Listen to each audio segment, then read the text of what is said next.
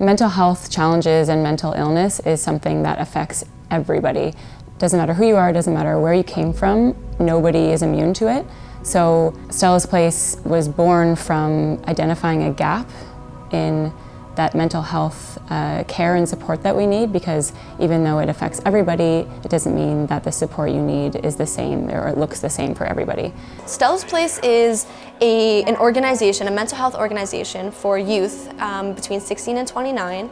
And what's really exciting about Stellas Place is that it's really unique. I had come from Montreal and I had just moved to Toronto, and I was feeling awful because I didn't know anyone. I felt really isolated, and I was starting university, and that's really scary. And so I was really craving a place to break me out of that isolation. And I was really looking forward to finding something that was very different, like Stellas Place, where I could actually build meaningful relationships with people who are similar to me, who are struggling with mental health, but not letting that define them. They've found that they have sort of slotted into a niche of an age group that really hadn't had support anywhere else. And so Stellas has just found themselves growing at a rate that they didn't anticipate.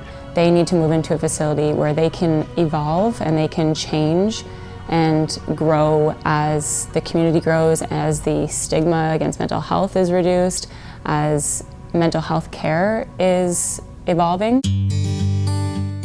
It's a priority for Stellas to make sure that everything that happens here at Stellas Place happens with the involvement of its participants. And so when it comes down to programming, when it comes down to the furniture, to everything that happens at Stellas Place, we're always asking the participants for ideas, for thoughts, for opinions of how this will work and if this is something that they want.